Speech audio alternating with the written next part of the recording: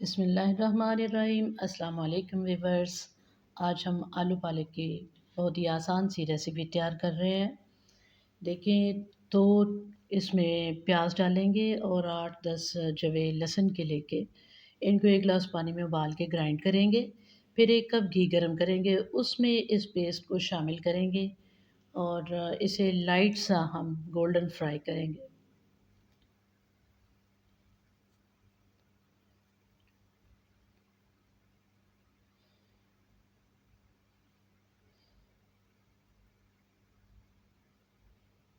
जी viewers, दरमियानी आंच पे इसको पकाते रहेंगे ऐसे।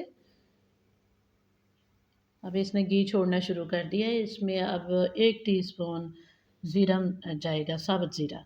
और ये देखिए, ये मैंने मसाला तैयार किया है। सब्ज़ धनिया है इसमें, 4 सब्ज़ मिर्चें थी और अदरक और लहसुन हस्बे पसंद लेके इनको ग्राइंड कर लिया है।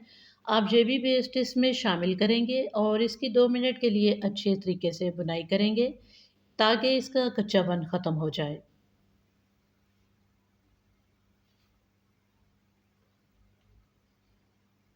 अब इसमें 1 चम्मच से थोड़ा-सा कम मैंने नमक डाला है और 2 टीस्पून तकरीबन तरतरी सुर्ख मिर्च है, ये डालेंगे।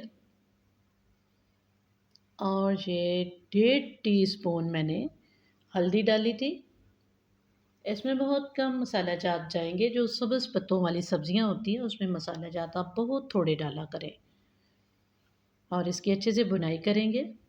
अब इधर देखिए, माशाल्लाह से आलू, पालक और सब्ज़ धनिया, ये इनको मैंने काट के अच्छे तरीके से धो के खुश्क कर लिया है। अब इसको डाल के तकरीबन 2-3 मिनट के लिए ऐसे ही भुनाई करेंगे करेंगे इनकी। ये दरमियानी आँच पे मैं पका रही हूँ। अब इसको मैं तकरीबन 20 मिनट के लिए ढक्कन दे के लो आँच पे पकाऊँगी। ये सब्ज़ी अपने ही पानी में स्टीम होती रहेगी और गलती रहेगी और बहुत टेस्टफुल बनेगी। सब्ज़ पत्तों वाली सब्ज़ियों में आप पानी ऊपर से ऐड ना किया करें, वो अपने ही पानी में गलें तो ज़्यादा अच्छी बनती हैं।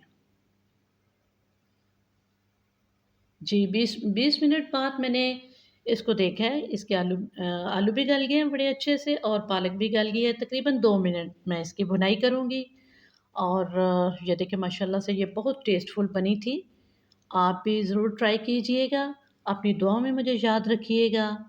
अब मुझे इजाज़त दीजिए। अल्लाह ताला आपको खुश रखे, शाद और आबाद रखे। और ये देखिए, माशाल्लाह से।